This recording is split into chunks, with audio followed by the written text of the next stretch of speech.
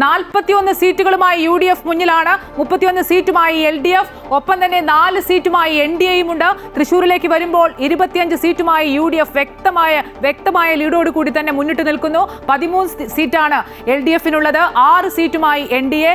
കോഴിക്കോട് 17, ഒപ്പം തന്നെ UDF 12, 7 സീറ്റുമായി NDA. Kannur കോർപ്പറേഷനിലേക്ക് വരികയാണെങ്കിൽ 5 LDFിന്, ഒപ്പം 13 സീറ്റ് UDFിന്, 2 സീറ്റ് NDA. തൃശൂരിലെ വിവരങ്ങളുമായി ഹരീഷ് ചേരുന്നുണ്ട്. ഹരീഷ്, UDF കോർപ്പറേഷനിൽ വ്യക്തമായ ലീഡുമായി മുന്നിട്ട് നിൽക്കുന്നു. ഒപ്പം തന്നെ അരവിന്ദാക്ഷൻ തോറ്റ സാഹചര്യമുണ്ട്. BJPക്ക് വലിയ ആത്മവിശ്വാസവും ഒക്കെയുള്ള ജില്ലയാണ്. എന്താണ്?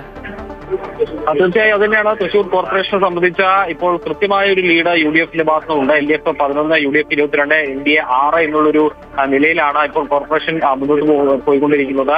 നേരത്തെ സൂചിപ്പിച്ച പോലെ തന്നെ കഴിഞ്ഞ തെരഞ്ഞെടുപ്പ് വെച്ച് നോക്കുകയാണെങ്കിൽ 24 സീറ്റിനാണ് UDFും LDFും ഇഞ്ചോടിഞ്ച് പോരാട്ടം നടത്തിയത്. പിന്നീട് സ്വതന്ത്ര സ്ഥാനാർത്ഥിയായ മേയറെ വെച്ചുകൊണ്ട് LDF മുന്നേറുന്ന ഒരു സാഹചര്യമാണ് കാണുന്നത്. പക്ഷെ ഇപ്പോൾ കൃത്യമായി തന്നെ UDF കോർപ്പറേഷൻ തിരിച്ചു പിടിക്കുന്നു, അല്ലെങ്കിൽ കോർപ്പറേഷനിലേക്ക് തിരിച്ചു വരുന്നു എന്നുള്ളൊരു കാര്യമാണ് ഇതുവരെയും നമുക്ക് മനസ്സിലാവുന്നത്. 22 വോട്ടുകൾക്ക് ലീഡ് നേടിയിരിക്കുകയാണെങ്കിൽ ഈ ഒരു കോർപ്പറേഷനിൽ UDF ചെയ്തത്. പക്ഷേ 6 വോട്ടുകൾ അല്ലെങ്കിൽ 6 സീറ്റ് തന്നെയാണ് ഇപ്പോൾ BJP നിലനിർത്തിക്കൊണ്ടിരിക്കുന്നത്. കഴിഞ്ഞ തെരഞ്ഞെടുപ്പിലും ഇത്തരത്തിൽ 6 സീറ്റായിരുന്നു. അത് കൂടാനുള്ള സാധ്യത ഉണ്ടെന്ന് ഞാൻ ഹരീഷിലേക്ക് വളരെ പെട്ടെന്ന് മടങ്ങി വരാം. ഒരു പ്രധാനപ്പെട്ട വാർത്ത, തിരുവനന്തപുരം നേമത്ത് BJP സ്ഥാനാർത്ഥി MR ഗോപൻ ജയിച്ചിരിക്കുന്നു എന്നുള്ളതാണ്. ഒരു ഘട്ടത്തിൽ അവിടെ